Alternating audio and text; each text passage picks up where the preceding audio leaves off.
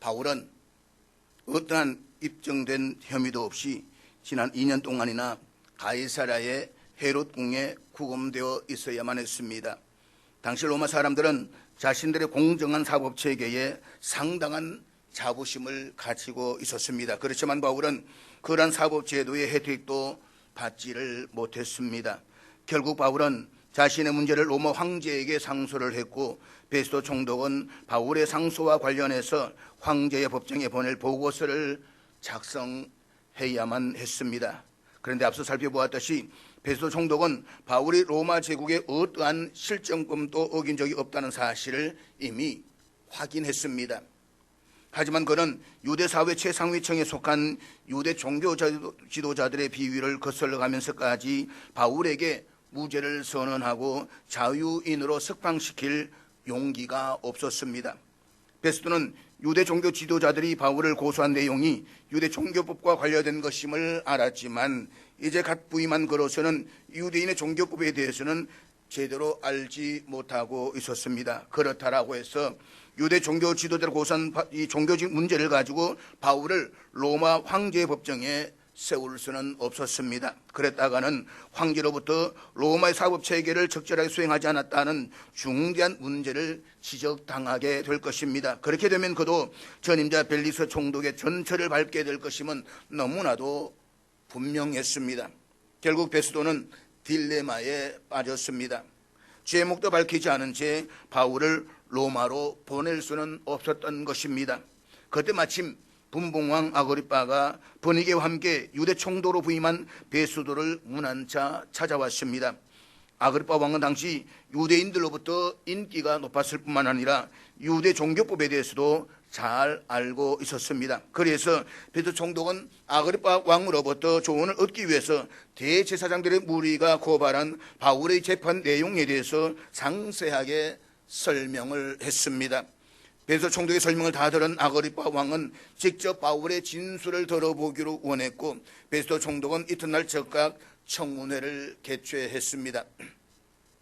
청문회장에는 아그리빠 왕과 버니게를 비롯한 그 수행원들, 또 베스도 총독과 5명의 천부장들, 그리고 가이사랴 시의회의 의원들이 모두 참석했습니다. 그들은 모두가 호화로운 옷을 입고 자신을 과시하는 사람들이었습니다.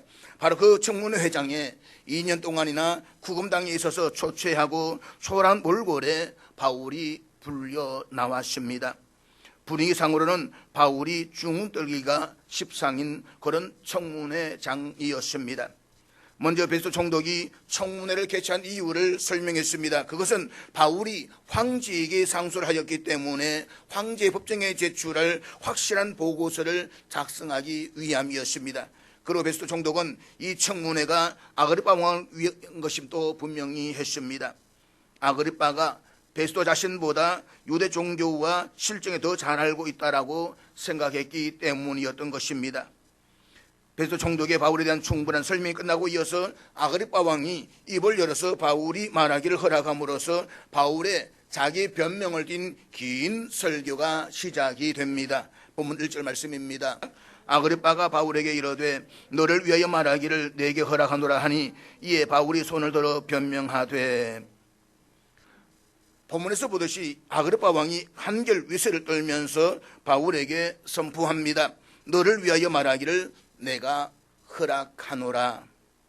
본문의 내용을 보면 베스도는 단지 바울을 소개하는 역할을 거쳤고, 아그리빠가 직접 신문하면서 베스도를 대신해서 청문회의 주관자가 된 것을 알 수가 있습니다. 그러한 것은 총독으로 취임한 지 얼마 되지 않은 이방인인 베스도가 유대 종교에 대해서는 제대로 이해할 수가 없었을 뿐만 아니라 이 자리는 아그리빠 왕이 요청해서 이루어진 자리였기 때문입니다. 아그리빠 왕이 바울에게 변론을 허락하자 바울은 조금도 주눅들지 않고 자기 변명을 시작합니다. 본문 2절 말씀입니다.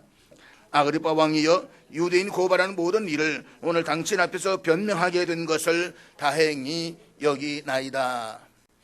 바울은 유대 정수에 밝은 아그리빠 왕을 상대로 변론하게 된 것을 다행히 여긴다라는 인사말로 자신의 변론을 시작합니다. 그런데 우리말로 다행히 여긴다라고 하는 것은 만약 그러지 않았을 경우에 큰일 날 뻔했다라는 뜻을 가지고 있습니다. 바울은 이미 로마 황제에게 상소를 했고 로마 제국의 심장인 로마는 바울이 자신의 마지막 성을 던질 곳으로 이미 확정되어져 있었습니다. 바울이 아그리파 왕 앞에서 자기 변명을 하지 않는다라고 해서 바울의 로마 행위 취소되거나 변경될 일은 없었습니다.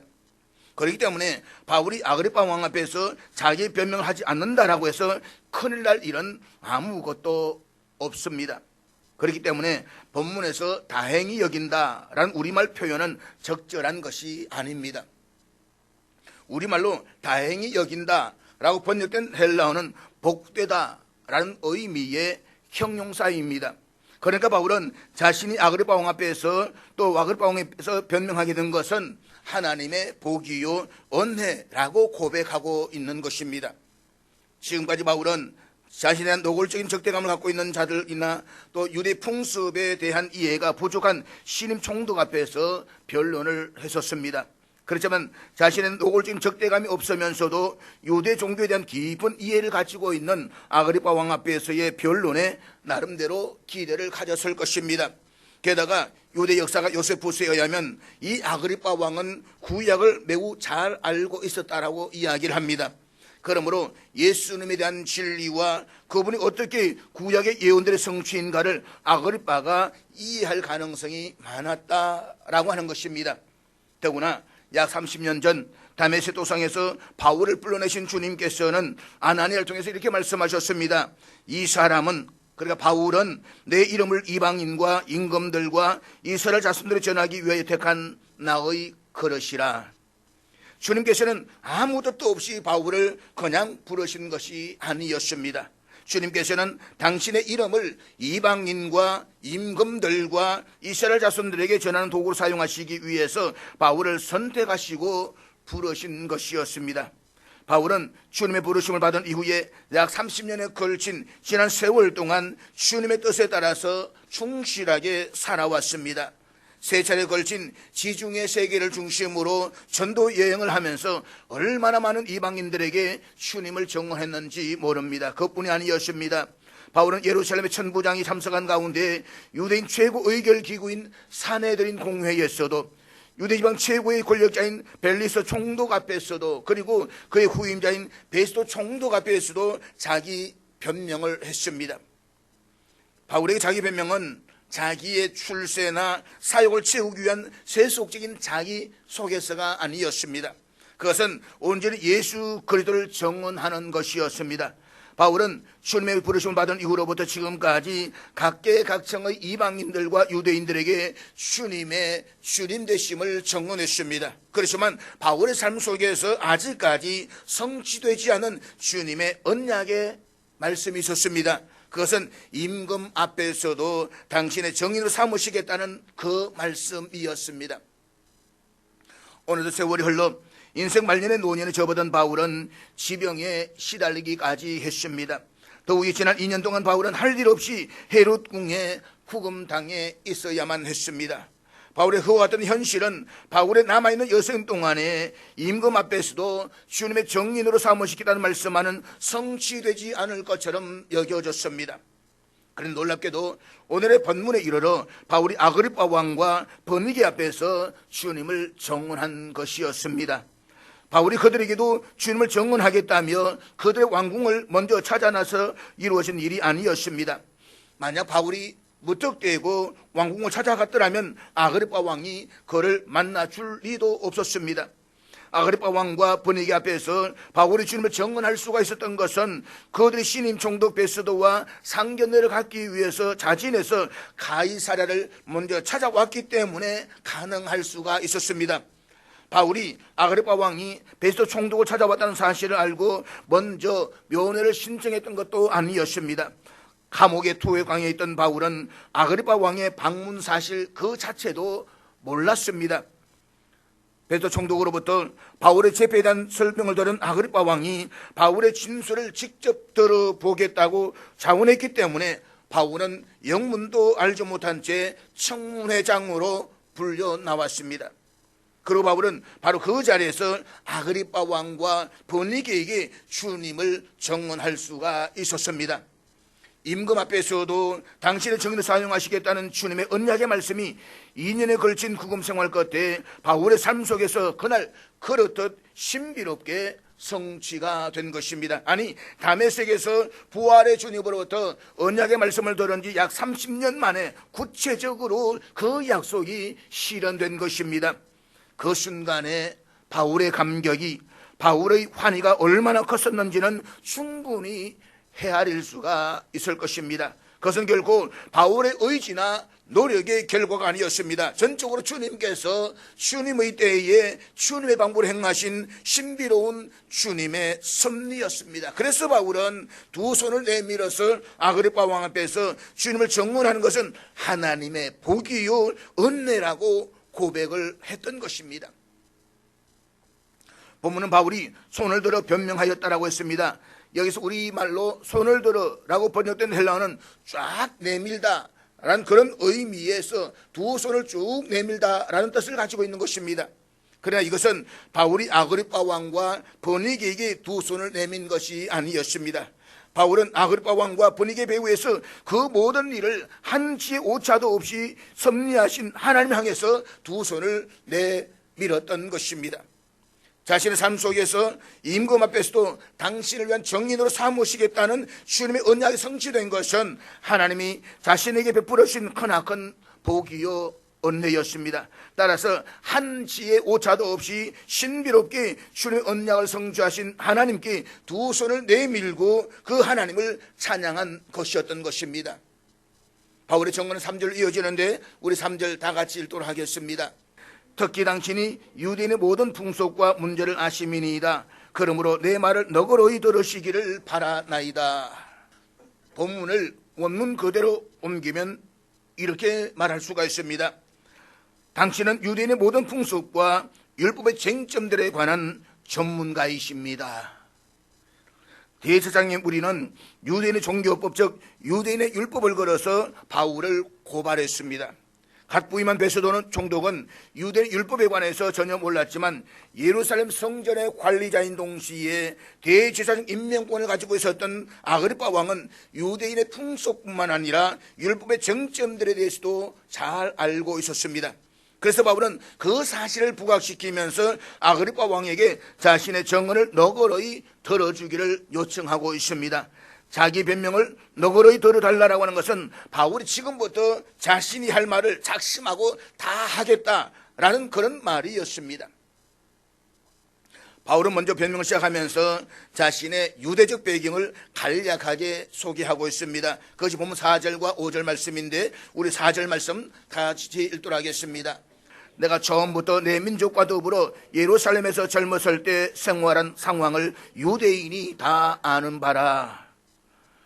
바울은 본래 오늘날 튀르키예 대륙의 동남쪽에 위치한 길리기아 다소 출신의 사람이었습니다. 앞에 지도를 볼 수 있지만 위쪽에 예루살렘에 쭉 올라가면 약 213km 정도 떨어져 있는 곳에 바로 이 다소라는 곳이 위치해 있습니다.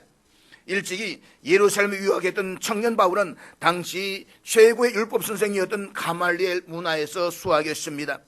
이를테면 바울도 율법 전문가인 셈이었습니다. 그런데 청년 바울이 얼마나 율법을 열심히 공부했는지, 그가 유대인의 사실에 얼마나 큰 긍지를 가지고 살았는지, 그리고 얼마나 열렬한 유대교 신자였는지는 당시 예루살렘의 유대인들이 다 알고 있었다는 것입니다. 그래서 바울은 내가 젊었을 때 생활한 상황을 유대인들이 다 아는 바다라고 말을 하고 있는 것입니다. 우리말로 생활한 상황 이라고 번역된 헬라어는 드러난 행동뿐만 아니라 그 바탕을 이루고 있는 유대인들의 생활 양식과 행동 방식을 다 뜻하는 것입니다. 그러니까 예루살렘에 살고 있는 유대인들은 겉으로 드러난 바울의 행동뿐만 아니라 그 바탕을 이루고 있는 바울의 생활 양식과 행동 양식까지도 다 알고 있었다는 것입니다. 본문 5절 말씀입니다. 일찍부터 나를 알았으니 거듭 정언하려 하면 내가 우리 종교의 가장 엄한 바를 따라 바리새인의 생활을 하였다라고 할 것이라.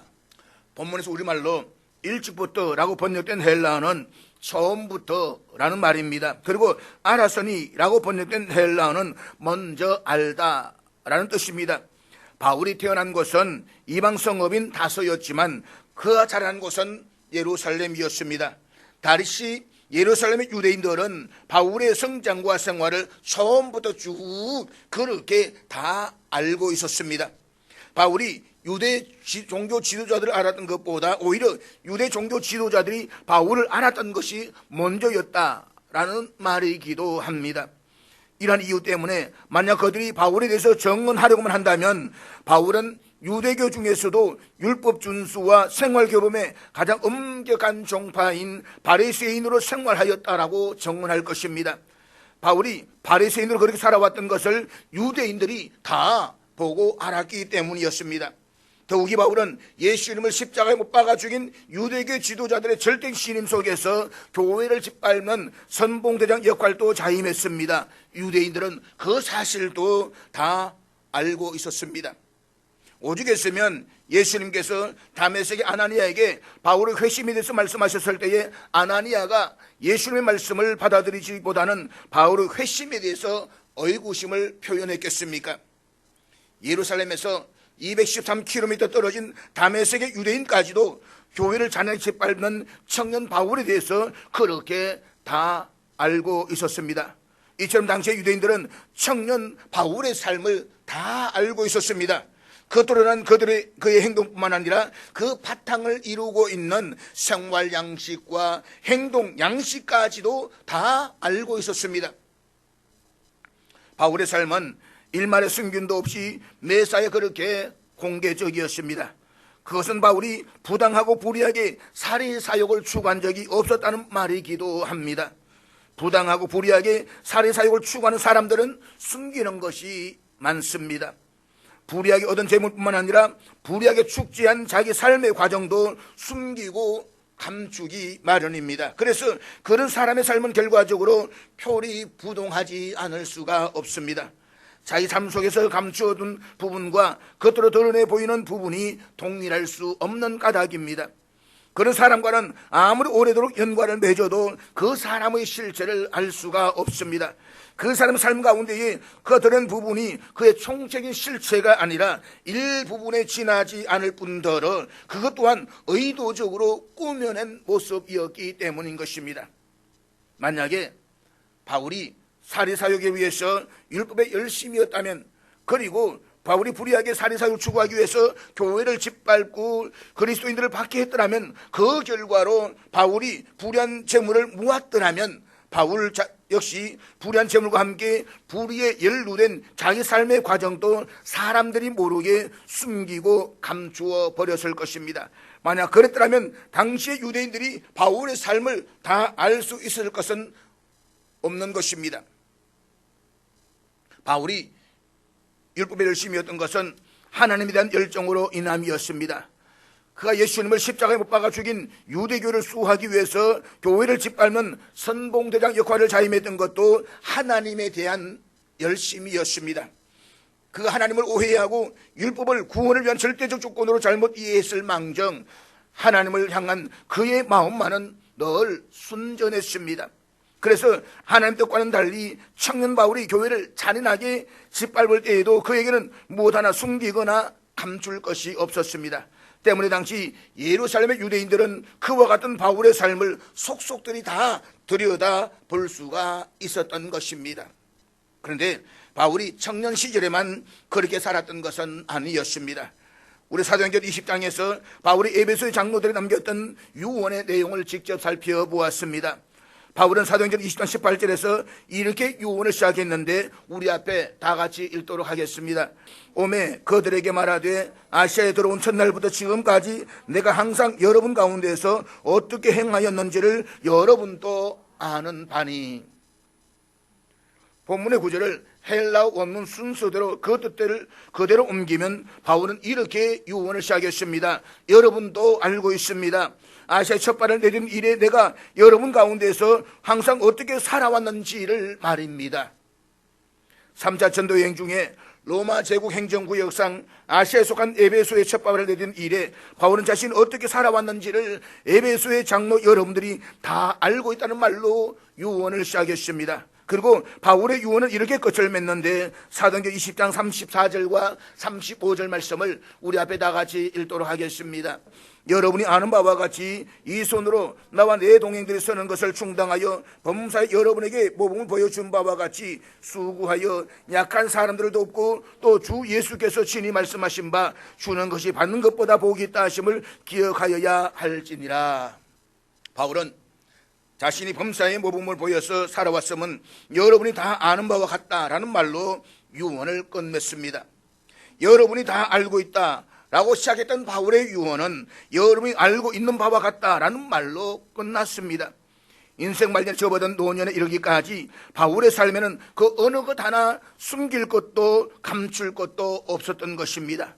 바울의 삶은 하나님 앞에서나 사람 앞에서 일평생도록 일관되게 투명했다는 것을 보여주고 있는 것입니다. 바울의 이러한 삶은 우리들에게 대단히 중요한 교훈을 남겨줍니다. 그것은 바울처럼 하나님과 사람 앞에서 그 무엇 하나 숨기거나 감출 것이 없는 투명한 삶을 살아가는 사람의 삶이 하나님의 통로로 쓰임받을 수가 있다는 교훈입니다. 그렇지 않겠습니까? 끊임없이 무언가를 감추고 숨기는 불특한 삶을 사는 사람의 삶이 어떻게 진리이신 거룩한 하나님의 통로가 될 수가 있겠습니까? 사랑하는 여러분, 오늘의 본문에 등장하는 사람들의 면면을 한번 곰곰이 생각해 보십시오. 오늘 본문의 청문회장에 참석한 사람들은 한결같이 화려한 옷을 입고 저마다 자신을 과시하는 사람들이었습니다. 하지만 그들은 겉모습은 화려하게 보이겠지만 실상은 그들의 감추어진 속을 파헤쳐 보면 욕망과 불의와 악취가 가득했습니다. 그들은 자신들의 더럽고 추한 모습을 감추기 위해서 더 화려한 외모를 통해서 자신을 과시하려고 했습니다. 그들 모두들은 겉모습으로는 당시 유대 지방에서 존귀하게 여김을 받았을 것입니다. 하지만 그들의 회칠한 무덤과 같은 이 외식적인 삶을 알고 있었던 다수의 사람들은 뒤돌아서서 그들을 향해서 손가락질을 하며 욕을 해댔을 것입니다. 더구나 2000년이 지난 오늘날 그 가운데 존귀한 이름 남아있는 사람은 단 한 사람도 없습니다. 예외 없이 겉과 속이 다른 욕망의 노예로 살았던 사람들이었기 때문인 것입니다. 욕망에 사로잡혀 사는 삶은 속임과 눈가림에 익숙한 사람들입니다. 그런 사람들은 겉모습은 얼핏 화려해 보이겠지만 결국에는 나락으로 다 떨어지고 맙니다. 욕망은 마치 쇠의 노처럼 자기 자신을 스스로 갉아먹는 독성을 지닌 탓입니다. 때문에 그들의 마지막 삶은 영원한 지옥의 형벌을 면하지 못할 것입니다. 사랑하는 여러분, 세상 사람들이 우리들에게 당신이 목사입니까? 당신이 장로 권사입니까? 당신이 그리스도인입니까? 라고 묻는다면 우리는 무엇이라고 대답을 해야 하겠습니까? 그렇게 묻는 사람들에게 이렇게 대답할 수 있을까요? 세상과 굴배된 나의 삶을 보고 내가 목사인 것을 아십시오. 하나님 사람 앞에서 무엇 하나 숨기거나 감출 것이 없는 내 삶을 보고 내가 장로요 권사인 것을 아십시오. 하나님 사람 앞에서 투명하게 살아가는 내 삶을 보면 내가 그리스도인인 것을 알게 될 것입니다. 우리는 이렇게 자신 있게 대답할 수가 있어야 하는 것입니다. 최근에 미국의 기독교 여론조사 기관인 라이프웨이 리서치가 미국 교인들을 대상으로 조사한 바에 의하면 미국의 교인들 10명 가운데 7명이 기독교인에 대한 인식이 점점 나빠지고 있다라고 했습니다. 그리고 안 믿는 사람이 아닙니다. 믿고 있는 그리스도인들 가운데서 스스로가 10명 가운데 7명이 우리 그리스도인들이 참 안 좋다, 그런 인식을 하고 있다는 것입니다. 그 이유가 기독교인들의 행동들이 비기독교인들과 차이가 없기 때문이라는 것이었습니다. 즉 기독교인들이 신앙과 행위가 일치하지 않는다는 것이었습니다. 그 조사에 의하면 많은 성도들이 기독교인 스스로 예수 그리스도의 메시지가 세상에 전달되는 것을 방해하고 있다는 것을 인정하고 있음을 보여주었다는 것입니다. 그러니까 아무리 전도해도 기독교인들 스스로가 장애물이 되어서 복음을 전하지 못하고 있다라고 하는 것입니다. 이와 같은 결과는 한국교회에 대한 인식과 평가와도 결코 다르지 않습니다. 지난해 목회 데이터 연구소가 조사한 결과에 의하면 한국교회 성도의 문제점을 묻는 질문에 기독교인의 응답률이 가장 높았던 항목은 신앙과 일상생활의 불일치였습니다. 그러니까 기독교인들이 기독교인 평가가 바로 그렇다는 것입니다. 같이 예수를 믿지만 나도 예수쟁이 있지만 못 믿겠다는 것입니다. 우리 이것을 어떻게 이해를 하고 또 어떻게 받아들여야 되겠습니까? 솔직히 세상 사람들은 우리 참된 그리스도인인지 아닌지를 알지 못합니다. 그리고 세상 사람들은 예수 그리스도가 어떤 분인지를 알지 못합니다. 그러나 저들은 우리가 살아가는 삶의 내용을 보고 알게 될 것입니다. 내가 어떻게 살아가는지, 어떤 사람인지 세상 사람들은 알고 있다는 것입니다. 잊지 마십시오. 세상 사람들은 우리가 참된 그리스도인인지 아닌지 여부를 우리의 말이 아니라 우리의 삶으로 확인합니다. 그러므로 그리스도인은 자신의 삶과 가정 일터를 세상 사람 다 들여다볼 수 있는 쇼윈도 진련장으로 일구어 나가야만 합니다. 세상 어디에도 불투명한 쇼윈도는 없습니다. 하여서 요즘은 쇼윈도 부부라고 해서 집에서는 생활은 아닌데 바깥에 나와서는 인고 부부처럼 가장되는 사랑을 보여준다고 말하지만, 오늘 우리 그리스도인들은 모든 것이 투명한 쇼윈도의 삶을 보여줄 수가 있어야 된다라고 하는 것입니다. 쇼윈도는 무엇을 숨기거나 감추기 위한 공간이 아닙니다. 쇼윈도는 가게에서 진열된 진열품들을 가게를 지나가는 사람들이 잘 들여다볼 수 있게 만든 공간입니다. 그렇기 때문에 반드시 투명해야만 합니다. 우리 그리스도 삶이 바로 그러해야 된다는 것입니다. 주님의 정의를 된다고 하는 것은 주님을 본받아 무엇 하나 숨기거나 감출 것이 없는 투명한 삶을 살아가는 것을 뜻합니다. 그렇다면 어떻습니까? 우리 삶에는 그 속에 투명에 들여다보이는 유리가 끼워져 있습니까?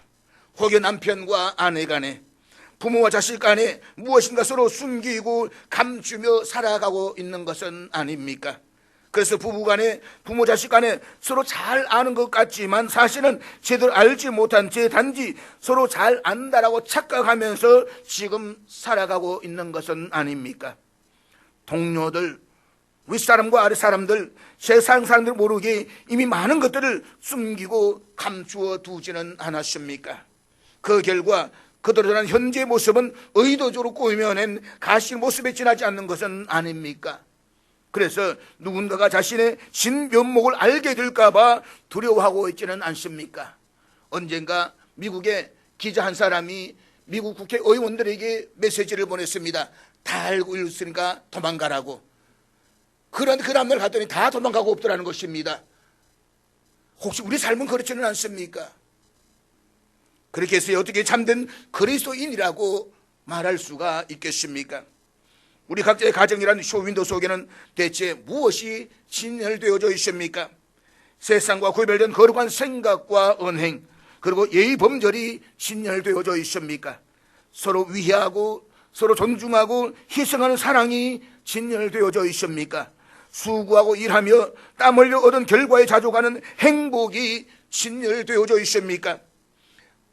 하나님의 말씀을 묵상하고 하나님 앞에 무릎 꿇는 영성의 우물은 또 진열되어져 있습니까? 만약 그렇다면 우리의 가정은 지금 주님의 통로로 쓰임받고 있음이 분명한 것입니다. 우리 각자의 일터라는 쇼윈도는 또한 어떻습니까? 우리 일터가 하나님의 영성을 드러내고 있습니까? 아니면 오히려 가리고 있습니까? 우리 일터가 우리 자신만의 유익을 추구하는 이기적인 쇼윈도입니까? 세상 사람들이 다 들여보기에 우리의 일터는 이웃사랑을 구현하기 위한 언약의 시스템입니까?